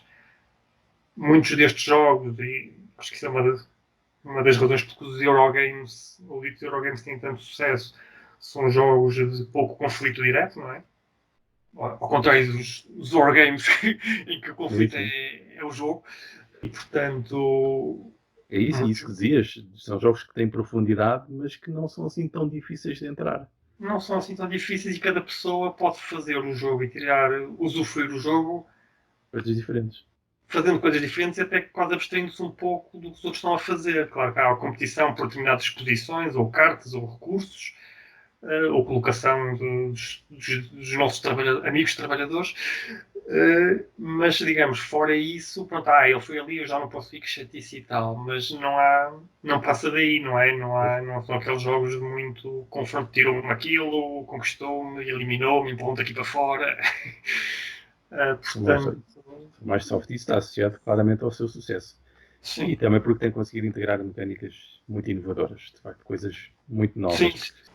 Mas nos Eurogames também, que era aquilo que eu gostava de saber a tua opinião também, os Eurogames, como em muitos outros jogos, tem havido aqui uma corrida à melhoria dos componentes. E isso provavelmente tem também uma relação com as narrativas e as simulações. O que tu achas desta tendência atual que tem mudado muito os componentes do jogo? Pois, eu vejo... Há várias questões ligadas a isso. Uma que me preocupa de algum modo é o que isso está a levar em termos de custos. De custos para, neste caso, para o jogador, para o cliente final. E, portanto, tens frequentemente, ou seja, já tens muitos jogos que 50 euros é o mínimo, não é? Isto para não falarmos que passam das centenas de euros. Muitos não é tanto pela sofisticação dos componentes, mas por serem muitos. Tens um Seventh Continent, não é? Que tens aquelas cartas inúmeras e tal. Tens outros que tens miniaturas, jogos da Awakened Realms e outros desse género, não é? Que tens milhentas miniaturas e é óbvio que isso tem um custo caro. Mas aí estamos se calhar a falar dos extremos. Mesmo muitos jogos da gama média, ou já vêm com alguma produção sofisticada, um Tank Garden, por exemplo, ou tens depois umas opções de comprar extras, ou deluxe, etc. Em alguns casos, não sei se acho que a preocupação não é tanto a narrativa, é mesmo, por um lado, a qualidade dos componentes. Portanto, tens cartas mais grossas ou mais finas para os jogos que vão muitas vezes à mesa faz a diferença, ou com melhor ou pior revestimento. Por outro lado, tens uma tentativa de distinguir. Ou seja, tipicamente os jogos de antes era tudo fichinhas em cartão. E, portanto, quando olhas assim de longe, é tudo mais ou menos parecido. Podem ser redondas ou quadradas, maiores ou menores, com mais ou menos cores, mas não se distingue, é tudo fichas. E, portanto, eu acho que isso tem muito a ver, acho que tem mais a ver com o estado atual do mercado e da competição, do que se calhar com a tentativa de necessariamente enriquecer o jogo. Há uma parte que também acho que vai de encontro ao que as pessoas gostam, as pessoas tendem a gostar de coisas também bonitas, também estéticas, principalmente quem também faz coleção ou que não se pensa desfazer logo dos jogos, porque isto é um bocado paradoxal quando se vê a rotatividade que algumas pessoas têm nos jogos, não é? E, portanto, tens uma coisa XPTO em termos de componentes, mas que depois vai à mesa uma ou duas vezes e depois se calhar até é vendido e portanto nem sequer fica em coleção, portanto qual é o efeito prático, não é? Eu gosto de jogos com componentes, por exemplo, muitas vezes não tem que ser necessariamente muito caros. Voltando ao fotossíntese. O fotossíntese tem umas árvores em cartão, tem que encaixar, aquilo tem uma coisa boa no jogo, é que acho que não tem nada em plástico, se bem me lembro, aquilo é tudo cartão, mesmo as divisórias, que não são a coisa mais prática de arrumar, mas são em cartão, que tu montas, portanto, desse ponto, é até interessante desse ponto de vista. Isso acho, também, do meu lado ambiental, essas coisas agradam-me. Mas o que me chamou a atenção primeiro do jogo, antes de tentar ir perceber sobre o que era o jogo, como é que funcionava e depois decidi comprá-lo, foi a capa e depois quando vi os componentes. Achei, pronto, aquilo, as árvores de vários tamanhos, cores lindíssimas, pareceu-me que aquilo estava muito bem conseguido e, portanto, podias ter aquilo em fichinhas de cartão, mas não era a mesma coisa. Portanto, eu acho que aí o jogo e o tema, por exemplo, acho que estão muito bem encaixados. Estás a falar de árvores que crescem, tens árvores em 3 tamanhos, tens uma semente, tens um outro cartão e assim é só, digamos, 2D, mas é o sol que vai andando ali à volta. Mas acho que toda a estética do jogo é apelativa e foi que me levou primeiro a tentar perceber o que era o jogo. Se calhar, com esta quantidade de jogos que estão a sair e que a pessoa é bombardeada nos grupos, na internet, nos sítios onde vai ver, tens que ter algum elemento, ou então é alguém que te diz, aquele jogo é mesmo muito bom quando tu jogas. Então tu aí, independentemente da imagem, vais ver, mas a imagem também vende, não é? E portanto eu acho que há uma boa parte que tem a ver com a competição, com a tentativa de sobressair. Uma parte é, obviamente, para os colecionadores e para quem gosta de determinados tipos de jogos. Há pessoas que gostam mesmo de jogos com miniaturas e, portanto, o jogo tem que ter miniaturas e as miniaturas têm que ser decentes, não pode ser assim uma coisa atamancada, porque senão a coisa já não funciona e aí, porque as pessoas também gostam, aí sim, do ponto de vista quer do jogo, quer do que a miniatura conta como personagem, não é? Portanto, querem que a miniatura represente de algum modo a personagem que ali é suposto representar. Ou seja, se tens um Marvel Champions ou um jogo desses, não é? Nós conhecemos todos o Homem-Aranha e as outras figuras, não queremos assim uma coisa branca, todos uniformes, ou que só tem a cor diferente. Portanto, há alguns que têm a ver com a história e com o que nós já conhecemos. Outros, eu acho que é apenas uma questão de jogar entre o preço, a parte mais comercial da coisa, o que é que pode dar rendimento, consoante os custos de produção. Portanto, acho que há aqui um misto de coisas. E quando vês assim um jogo até mancado, dá-te vontade de jogar? Eu não tenho problemas, pronto, eu venho do tempo em que os jogos eram, deste ponto de vista, por assim dizer, mais atamancados, não é? Portanto, todos os jogos eram jogos 2D com cartõezinhos mais ou menos parecidos. Enfim, o petróleo não, o petróleo já tinha umas componentes 3D com os reservatórios e tal que chamavam assim a atenção. Mas o grosso dos jogos eram. E as cartas não tinham nada sofisticado, não é? Ou seja, não eram cartas tipo Magic ou todos esses outros jogos. Para mim, os jogos que eu fazia para me entreter nos verões em casa, então aí eram do mais básico possível. Isso não tenho problemas em jogar jogos que não tenham aspecto nenhum. A questão é saber como é que eu chego a eles, não é? Porque se eu os vir, por exemplo, numa convenção, se eu vir um protótipo que está numa fase muito inicial, só o facto de saber que aquilo é um protótipo, eu tenho curiosidade em ir descobrir. Portanto, pode ser só papel cortado, papel fininho, não tem que ter ali nenhuma produção e eu estou interessado em perceber o que é que dali vai sair, ou o que é que pode sair, e se é engraçado ou não, o que é que tem de diferente, independentemente do aspecto que depois no fim possa vir a ter. Se eu estiver a folhear coisas à procura de um jogo, claro que há uns que se soltam à vista primeiro. E, portanto, há uns que é preciso mais esforço para chegar a eles. Agora, para mim, os componentes são interessantes, às vezes podem mesmo, em alguns casos, ser essenciais, como há bocado falávamos, de ajudar a contar a história, a pessoa a sentir que aquilo faz tudo muito mais sentido, mas não são um fator decisivo. Por exemplo, em alguns casos, se quiseres, até podemos ir para um extremo em que alguns componentes tornam determinados jogos apenas de coleção e não para jogar. Se levarmos isso a um extremo, por exemplo, eu dou-te um exemplo. Eu tenho alguns conjuntos de xadrez. Não sou colecionista de tabuleiros de xadrez, mas como sempre joguei, fui comprando alguns e foram dando alguns. Portanto, tenho aí uns 8, talvez. Tenho um que é muito bonito, que é mesmo uma peça de coleção, que é baseado nas guerras, nas invasões napoleónicas. E, portanto, tens de um lado são os soldados franceses e do outro são os ingleses portugueses. As torres são, por exemplo, são as linhas de torres. Os peões são soldados em posição ajoelhada com baioneta e tal. Os cavalos têm, obviamente, o oficial montado e são os oficiais, tens o nome por baixo, coisas do género.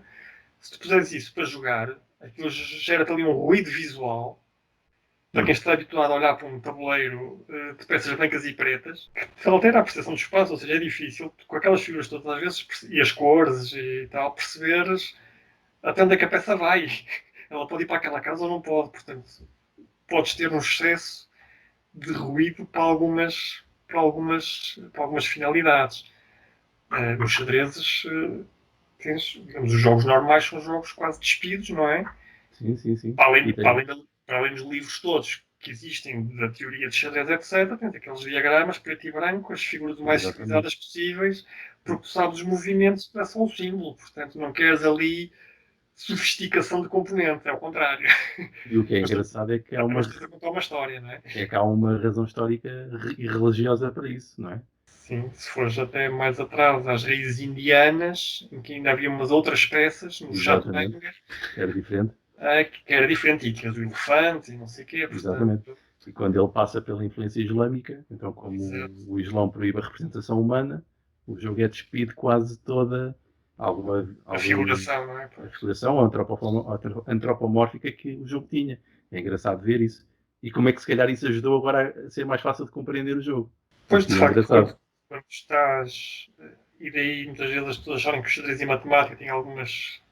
São para as mesmas mentes, muitas vezes estás a olhar para coisas muito despidas, não é do resto, e portanto são coisas muito funcionais e portanto eu vejo isso, ou seja, é óbvio que, por exemplo, mais uma vez para os jogos de miniaturas, sejam do Fantástico ou dos Wargames, etc., teres boas miniaturas dá-te uma outra imersão, principalmente para quem também ou lê os livros das histórias que estão por trás, ou estudou a história militar da época, e portanto há aí, mais uma vez, uma imersão num jogo tipo Euro. Acho que muitas vezes o objetivo não é isso, é distinguir-se da concorrência e assim como às vezes se inova nos mecanismos, às vezes também se inova no aspecto, não é? Alguém criou os meeples e toda a gente tem meeples Do lado agora. e aí toda a gente agradece nas regras a autorização para usar. Exatamente. E portanto, se calhar daqui a uns tempos alguém faz ali uma outra coisa e na altura é uma novidade e depois é apropriada porque há aquele misto de representação prática, não muito sofisticada, fácil de reproduzir, tem estas várias componentes. Voltando aqui a uma coisa que tu já falaste também, falaste de livros de regras. Uma vez encontraste um livro de regras mal feito? Sim, sem dúvida. Eu não sou muito bom a fixar depois assim no livro, mas por exemplo, e até já falámos nisso, a edição que eu tenho do Magic é, julgo eu, a quarta edição, portanto, meados dos anos 90, é a versão brasileira. Sim, sim, sim. Aí tens o Grimório e essas coisas todas. Mas não é essa a questão da língua. E umas traduções fantásticas. O livro de regras em si, eu acho aquilo horrível. Porque está muito pouco estruturado, tem muitos poucos exemplos. Eu lembro na altura, quando comecei a tentar aprender aquilo, algumas coisas eu percebia, tinha N dúvidas, ainda para mais estava a ver aquilo sozinho e, portanto, acho que o livro em si, claro que era um livrinho assim pequenino, não é? Dobrado, cabia lá no maço, portanto, desse ponto de vista, aquilo era uma miniatura com aquelas folhas muito fininhas, de papel tipo Bíblia quase, mas como livro e conjunto de instruções era mesmo muito mau, do meu ponto de vista. Hoje, também vês livros de regras. Eu tenho colaborado em alguns, ou em fases de desenvolvimento. Ainda há dias estive a ver um jogo que irá para Kickstarter em breve, mas é um jogo essencialmente de cartas. E pronto, eu comecei a ver aquilo e disse: isto precisava de uma grande volta. Não é que o livro em si esteja mau e as pessoas vão perceber as regras. Há aqui uma outra coisa que tem que mesmo ser clarificado, mas não ajuda. Ou seja, uma pessoa que está habituada a jogar percebe 90% das regras. Fica ali com dúvidas numas, é capaz de dizer: bem, o bom senso diz que jogam assim. Pronto, já isso não é o ideal. Mas quem não estiver tão habituado vai perceber menos. E vai dizer: não sei como é que se joga, se calhar jogo assim, mas não era assim que se devia jogar. Esta carta põe-se para cima ou para baixo. Esta, quando eu descarto, faço é uma pilha comum ou cada um tem a sua pilha. Para depois ir repescar, não sei o quê. Portanto, há livros que são mauzinhos. Tens também, obviamente, coisas já muito boas e tens pessoas a dedicar-se a fazer isso, não é? Tens, por exemplo, pessoas tipo Paul Grogan, que até iria à Leiria este ano, que, entre as várias coisas que faz, muita parte dela tem a ver com a edição do livro de regras. E eu acho que isso ainda é uma parte que é um bocado descurada em muitos jogos também, porque isto, como tu dizes, até a determinado nível, muito disto ainda é muito hobby no sentido amador. E, portanto, as pessoas pensam que qualquer pessoa escreve um bom livro de regras, que uma pessoa que sabe jogos e que joga jogos escreve um livro de regras. Não tem nada a ver. E eu, ao longo, digamos, também da minha parte profissional e dos blogs e tal, sempre fui incitando uma escrita com bastante rigor e com bastante clareza e sabendo quem são os públicos-alvo. E, portanto, há coisas que saltam à vista, para além de uma outra componente que é a revisão. A própria revisão. Ou seja, tu vês um livro e depois encontras erros. Às vezes são erros que eu já vi em regras em que colaborei a traduzir, que são quando faz o layout. Portanto, houve uma parte que foi copiada, uma parte que não foi, ficou repetido não sei o quê. Portanto, tem que ser revisto. De preferência até por uma terceira pessoa que tem uns olhos mais frescos para rever a coisa. Porque tu vês erros gramaticais, ou uma pessoa que não viu o jogo diz, então, mas isto não se percebe. Se eu estiver a jogar, se calhar percebo, mas eu ao ver isto das regras, não percebo o que é que isto está a referência. E depois tenho um exemplo disto, mas não tenho um exemplo daquilo que é muito mais complexo. Portanto, eu acho que aí ainda há muito trabalho. E é uma parte que eu, como gosto muito de livros em geral, e também gosto de livros de regras e tenho uma vertente também bastante sistemática. É uma coisa que me salta muitas vezes à vista, e quem diz isso nos livros de base diz também em traduções. Portanto, há aí várias.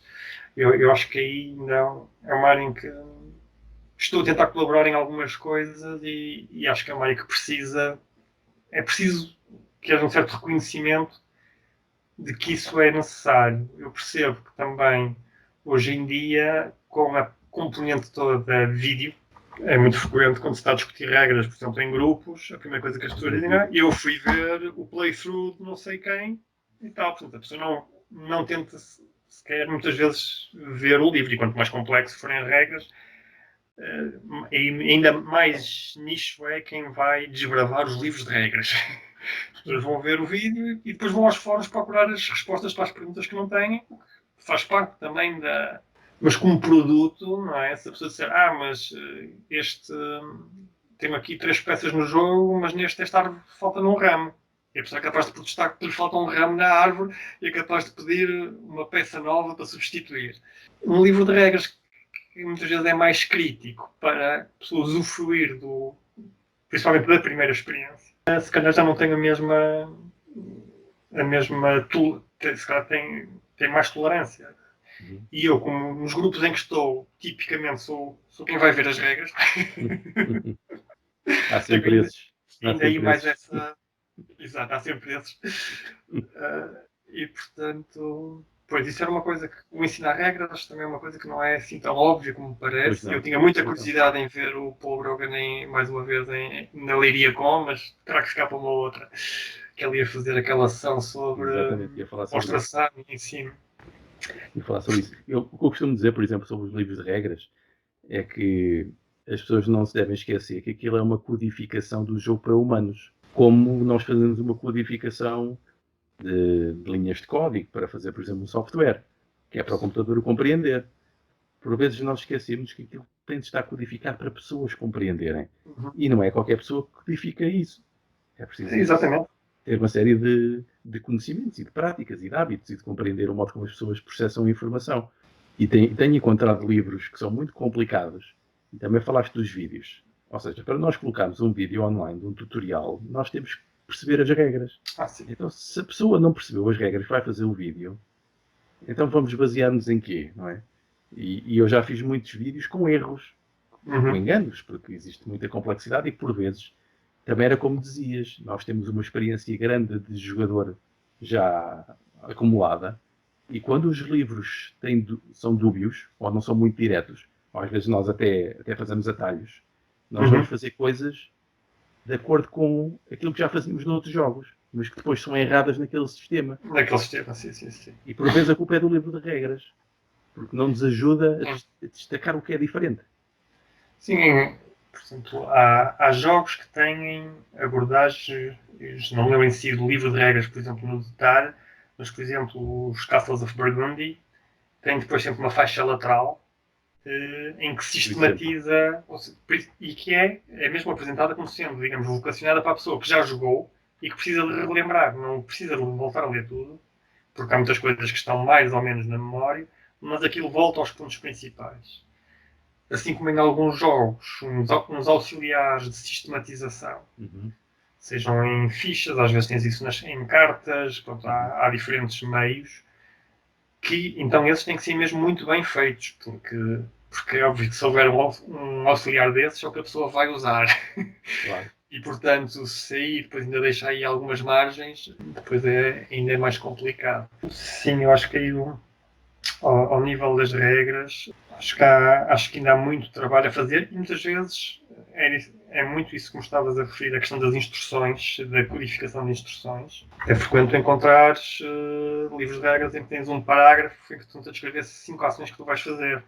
E tens tudo em texto corrido com os pontos ou com os números, mas tudo em texto corrido. Enquanto se estiver em pontos separados, numerados, tens uma sequência lógica, é fácil de depois remeter, é o número 3 anterior, é o não sei o quê. Então, e os exemplos visuais também. os exemplos visuais o é exemplo essencial. visual é tão importante, Obviamente que os exemplos ocupam mais espaço significativamente nas regras, mas tornam, primeiro, o livro de regras muito mais apelativo. Mais uma vez, por exemplo, eu acho que não tive grandes problemas com o livro de regras do CO2. É um jogo complexo, tem muitas regras, tem muitos exemplos. Às vezes os exemplos são um bocado redundantes, talvez, mas eu acho que foi intencional. Porque tens uma faixa lateral e uma faixa principal e, portanto, às vezes parece que estás a dizer outra vez, voltar a dizer a mesma coisa, mas eu acho que foi intencional precisamente pela complexidade. Eu acho que tive dúvidas no jogo por isso, pela redundância. Pois, é possível, porque tem algumas dessas coisas que se me lembro. E que mesmo assim, ou seja, como o jogo é muito complexo, ou tu estás a aprender com alguém e, portanto, as próprias pessoas se vão reforçando e corrigindo e discutindo, ou estás a aprender sozinho. Quando eu joguei a primeira vez a solo, eu depois, coisa que eu depois faço ainda nesses jogos mais complexos, depois volto a ir ver as regras. E é óbvio que tinha feito vários erros, porque me tinha esquecido de um passo qualquer, que até estava, esse cara até estava no cartão depois resumo da sequência, mas a pessoa depois começa a jogar e é menos sistemático. E ao ver muitas vezes opiniões nos fóruns, seja do Cerebro, que é um jogo complexo, as pessoas muitas vezes dizem: pois eu nos primeiros 3 jogos fiz sempre este erro. E agora descobri. Portanto, mais uma vez, em alguns casos, depende do jogo e da experiência que a pessoa quer ter, há uma aprendizagem e há uma certa rotina. Se os jogos, a pessoa pega num jogo super complexo, joga 2 vezes, depois joga 500 jogos e depois volta a esse jogo uns meses depois, é difícil. E quando são muitos jogos diferentes. Exato. Agora, desde que a pessoa se divirta, não é grave. A pessoa não está a fazer nenhum exame, não está a fazer nenhuma competição, portanto, fez errado, pronto, depois para a próxima pode ser que faça direito, mas sim, quer nos livros e nas traduções, claro que em Portugal, e quem está mais habituado a jogar, joga muitas vezes as versões originais, não é? Portanto, o inglês é frequente. Para mim o francês também é fácil, ou seja, não tenho problemas com o francês. Alemão não. Portanto, o espanhol, o francês ou o inglês para mim vai bem. Mas tu vês algumas traduções, e como eu já fiz algumas vezes, erros, principalmente 3 origens. Ou a pessoa não domina bem a língua, e portanto vês assim umas traduções que foram ao buscar ao brasileiro, ou fizeram no Google ali uma parte que não conheciam, e portanto vês logo que aquilo não está bem construído para português. Ou tentam seguir às vezes demais a estrutura original de uma coisa que está escrita em inglês e, portanto, não se diz da mesma maneira. Portanto, para traduzir a mesma mensagem, não tens que traduzir à letra e tens que, às vezes, saltar um bocadinho a estrutura para dizeres o mesmo. E, portanto, lês coisas que depois pensas, pronto, eu já vi isto veio do inglês, mas isto não era bem assim que se queria dizer e tal. A construção frásica está ao contrário, está trocada. Tens erros, porque há pessoas que traduzem e que percebem pouco de jogos e, portanto, sejam termos, sejam lógicas, não é? Portanto, em inglês diz-se assim, se tu traduzis a letra é uma coisa, mas no mundo dos jogos não é assim que se diz. Claro que depois podíamos ir ter outro problema, que é, para alguns termos em português a coisa não é óbvia, ou em inglês diz aquilo em 3 palavras, em português escreves uma frase inteira, e depois em termos de tamanho, o que é mais complicado, sobretudo, se tiveres que traduzir texto para cartas. Ou seja, aí o tamanho, o número de caracteres e tal, pode ser uma complicação, porque tu tens que condensar a coisa. E também tens erros, porque a pessoa não percebe às vezes o tema do jogo. Só para te dar um exemplo, numa versão de um jogo conhecido, que eu traduzi, o que eu traduzi foi uma expansão, e portanto, já há muitos jogos que usam este termo, portanto não é grave nem vale a pena estar a identificar propriamente, mas a expressão em inglês era tribune. Estamos a falar de romanos. Portanto, estamos a falar dos tribunos, representantes de tribunos. A tradução em português era tribuna. Tribuna. Pronto, pronto, tribuna. Está bem. Mas aí não era uma questão, era uma questão do tema, não é? Ou seja, estávamos a falar da época romana, portanto, tribune é o tribuno, que é a personagem que tem aqueles poderes, eleita, não sei o quê, tal. Tens várias coisas que podem levar que a tradução seja mal feita. O que é que eu vejo qual é um dos problemas para Portugal? É que Portugal é um mercado pequeno. Pensas, vais traduzir para português e aquilo vai vender quanto? Vais pagar uma pessoa que faz tradução, é mais X. Se o jogo ainda para mais tiver muitos componentes traduzidos, se fosse só as regras, é um livro que até pode ficar em PDF, disponível. A editora disponibiliza em PDF. Se quiseres fazer o livro de regras, é mais um bocadinho. Se tiveres cartas que tinhas que traduzir, é mais outro bocado. E depois isto traduz em vendas suficientes, sendo que o mercado brasileiro normalmente são outras editoras, não é? Ou tens uma Devir que trabalha nos dois, e também se vê que algumas das regras portuguesas têm umas partes em português do Brasil e umas partes mais em português de Portugal, mas pronto, não é grave, ou seja, percebem-se normalmente, mas ao contrário, não é? Por exemplo, tens muitas empresas, seja em Espanha traduzem, muitas que traduzem para espanhol, como sempre fizeram, eventualmente muitas até vendem para Portugal, a Masqueoc, a Maldito Games, etc., também te vendem para Portugal e a partir de determinados montantes sem custos de transporte, aquelas coisas que costumam dizer, e até podias pensar, bem, se traduzir para espanhol, podia com mais um bocadinho traduzir para português. Tens alguns que traduzem, não é? Mas ainda é muito na base da carolice. Ainda não é assim muito reconhecido o trabalho como trabalho. Acho que ainda é um pouco como uma despesa. Também parece que muitas editoras até optam por editar para Portugal jogos que não têm dependência de texto. É o que me parece.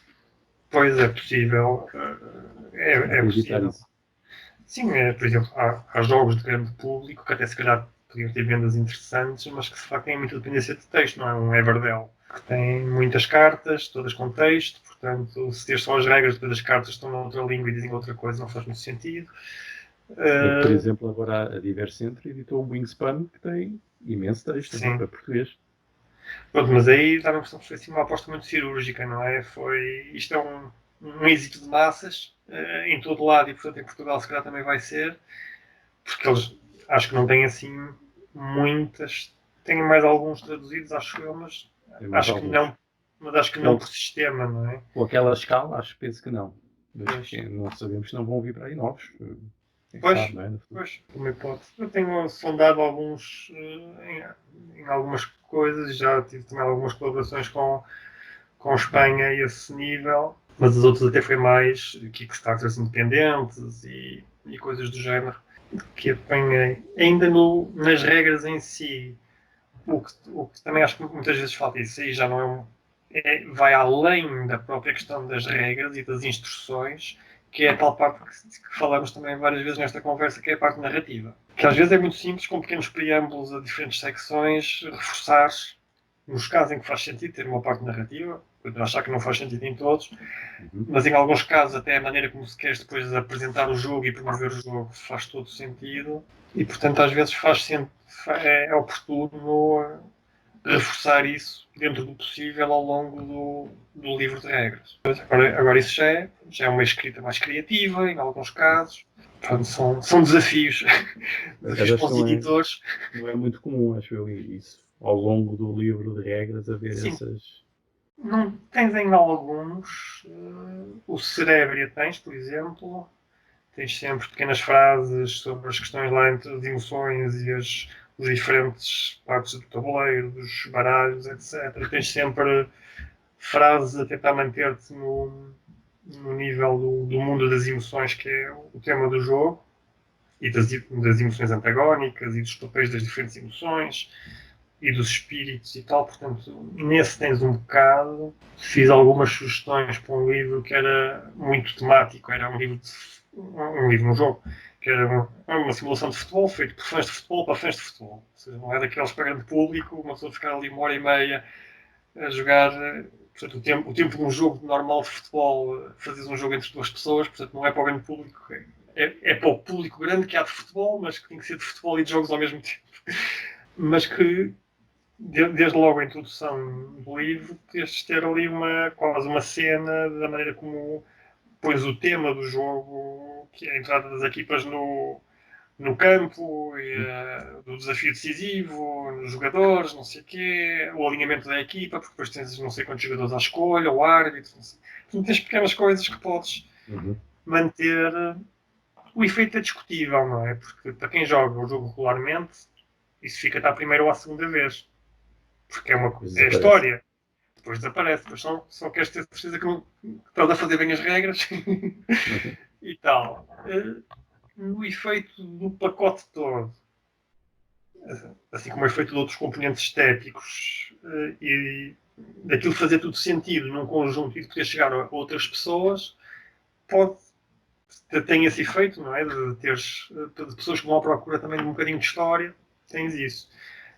Claro que se olhas apenas porque se isso traduz em vendas, se calhar não. Ou não muito. Ou não tanto como outros componentes. Portanto, se queres um produto que tenha alguma história, que podes não querer, mas se queres, se calhar faz sentido aí também manter essa coerência, neste caso no outro componente que vem sempre, que é o livro de regras.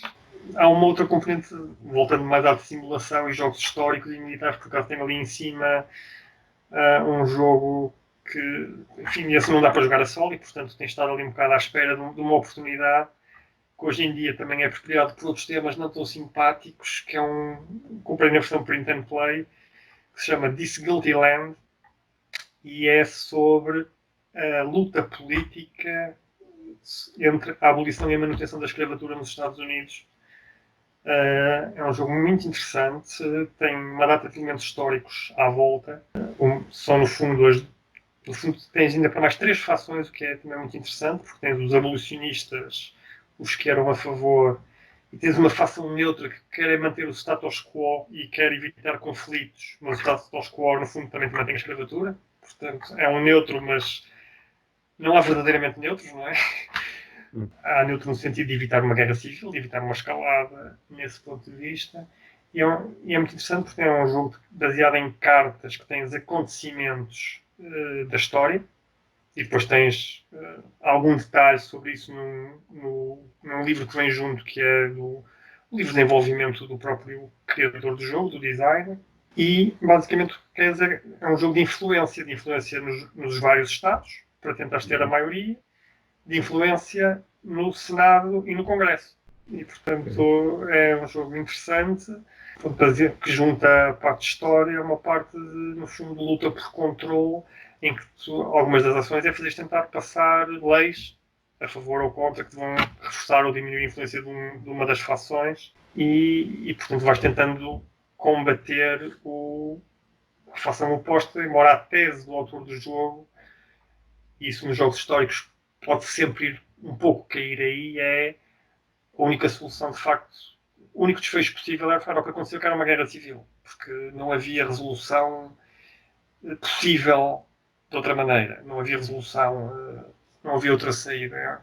É uma questão interessante em que muitos dos jogos que recriam a história podes permitir criar futuros alternativos ou podes criar o jogo de maneira a que o desfecho é um bocado um impasse e levar ao que aconteceu realmente, não é? Portanto, é outra vertente.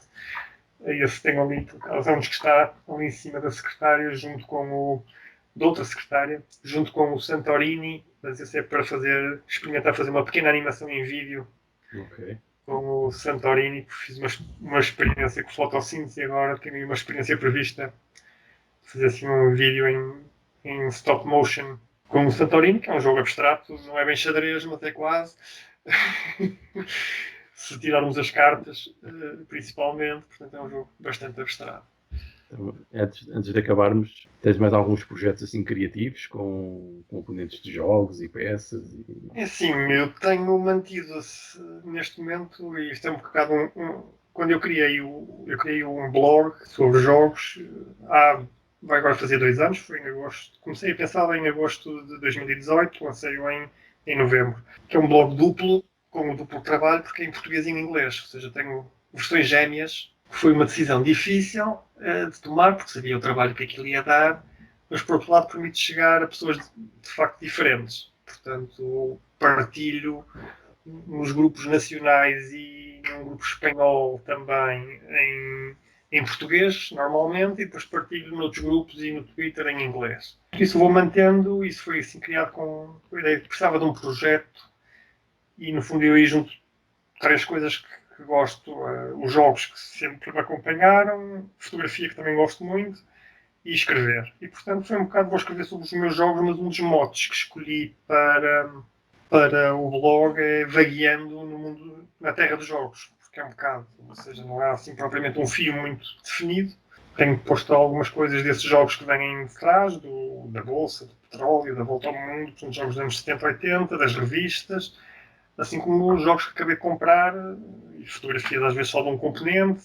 Portanto, tenho feito aí uma parte, algo irregular, entre fotografia e textos. Depois tenho dedicado algum tempo a tentar colaborar em algumas coisas, principalmente ao nível das regras. E alguns testes de jogos também. Quer desenvolvimento de regras, ainda não tive assim nenhum livro para fazer de raiz. Isso ainda é uma coisa que ainda ando a tentar. Colaborei em alguns, normalmente dando opiniões algumas, revendo regras já feitas, etc. E ao nível das traduções, e aí vou procurando, ou seja, tenho contactado algumas editoras nacionais e estrangeiras, alguns projetos Kickstarter, e portanto em função, às vezes há muitos não, alguns sim, alguns talvez, alguns depende. Depende, também procuro, normalmente quando vejo um jogo que eu acho interessante e que faria sentido, digamos, quanto a mim, que ele também pudesse estar disponível em português, porque acaba assim por chegar a mais gente. Ou quando vejo que já tem, por exemplo, 6 ou 7 línguas, digo, então, vamos falar aqui português, porque não é? Aí já, às vezes há uma predisposição maior para, pelo menos, em versão digital, virem a disponibilizar mais uma língua. E, portanto, também tenho feito alguns testes de jogos. Neste momento também tenho aqui um que é um jogo simples, que também, essencialmente, de percurso, e com base em umas cartas que se vão movendo, que se podem alterar a disposição do terreno. Dei alguns inputs ao jogo, às próprias regras, eventualmente farei uma pequena revisão. Portanto, tenho feito assim, vagueando em direções várias. E também tenho um ou dois projetos de jogos na gaveta, mas como estou a andar em direções várias, isso precisa de muito tempo seguido para a coisa andar. Portanto, tenho assim um caderninho que se vai preenchendo com ideias, com pequenas mecânicas ou mecanismos, pequenas ideias para peças, como é que as coisas se vão juntando. Portanto, em paralelo, como eu costumo dizer, quando saio de um trabalho, entro no outro. É um hobby que estou a tentar levar um bocadinho mais a sério nestes últimos 2 anos, desde que comecei assim a entrar mais em que regressei mais a este mundo dos jogos. Alguns dos jogos que tenho em mente têm muito a ver com simulações algumas desportivas. Há um que tem a ver com bicicletas. Claro que há aí o Flame Rouge, que tem muito público, mas este seria para um outro nível de simulação. Essa é uma simulação simples, que funciona muito bem, gosto muito. Acho que está muito bem conseguido para ser um jogo rápido e tal. Não é propriamente uma simulação. E agora vai tendo várias expansões, portanto não sei até onde é que aquilo irá evoluir. Mas, portanto, tenho assim algumas simulações em perspectiva, mas aí eu acho que isso aplica-se a muitos jogos. Tenho frequentemente que parar e dizer, não, já estou a complicar demais. Pois. E, portanto, isto assim torna-se injogável. Pois é, a dificuldade entre a simulação e a jogabilidade do jogo. O processo em si é interessante e também é um bocado a parte do hobby, não é? Ou seja, estou-me a entreter a fazer isso, mas se quiser transformar nisso numa coisa para outros, tenho que pensar a outros limites. E, portanto, isso vai andando mais devagarinho. Já tive algumas colaborações também cá com editoras e designers nacionais. Portanto, vou tentando explorar um bocadinho nestes vários sentidos, entre hobby e hobby e uma parte já mais dentro da indústria, que não é muito fácil de entrar mesmo, mas se eu olhar para trás e vir algumas traduções que fiz, digamos, neste ano e meio, já tenho assim alguns jogos bastante interessantes, daqueles que são conhecidos, expansões de Concórdia, do Evan Dale, o Jetpack Joyride, da Lucky Duck Games. Já assim, um conjunto de pequenas coisas Muito bem. interessantes em pouco tempo, mas pronto, é uma questão de se ir tentando e dedicar mais tempo à causa.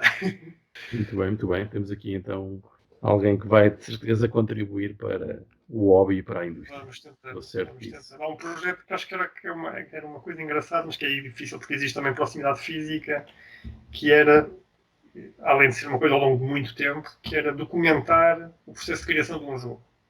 Uhum. Documentar acompanhando, portanto, com texto, com entrevista, com fotografia dos protótipos, da evolução, etc. Acho que isso era um projeto muito interessante. E muitas vezes existe isso mais na parte gráfica, não é? Tens as várias evoluções dos protótipos e isso normalmente fica documentado, mas da parte mesmo conceptual acho que aí era uma coisa interessante, dava para perceber mais um bocadinho de como algumas coisas funcionam. Há alguns artigos neste momento a serem feitos sobre isso. Costuma-se chamar isto Research by Game Development.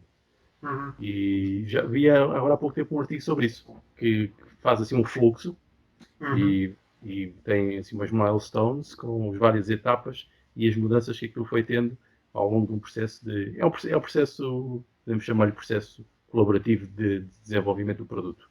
Uhum. É uma coisa aplicada nos jogos. E está documentado num artigo. É interessante.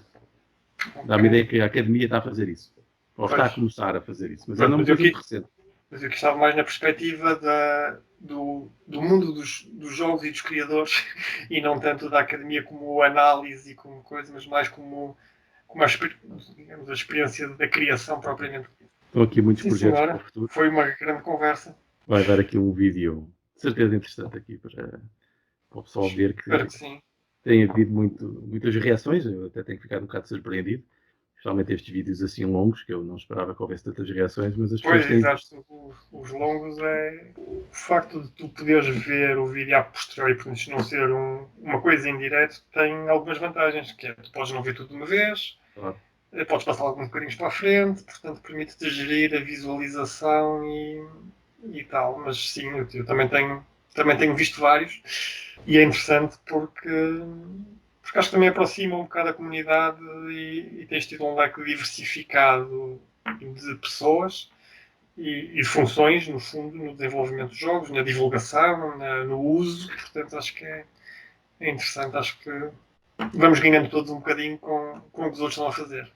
Exatamente. A ideia é essa, é criar aqui rede para haver aqui cruzamento de informações e de conhecimentos, muitos deles que, lá está, estão apenas na esfera da experiência pessoal e não estão estruturados, ou não estão partilhados, ou não estão, às vezes quando estão, não estão acessíveis.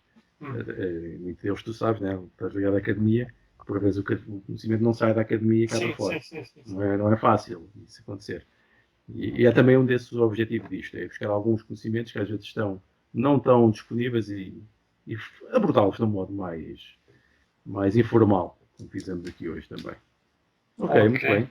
Há mais alguma coisa que queiras partilhar? Não, está tudo. Obrigado pelo convite, acho que foi interessante. Obrigado eu. Espero que as pessoas também achem que daqui alguma coisa, se retira. Muito bem, vemo-nos por aí, online, e depois, quando for possível, presencialmente jogar alguma coisa. Exatamente, ainda nunca jogamos. Pois não. Mas há de ser no futuro, esperemos nós. Então lá. Ok, Abraço, obrigado. Tchau.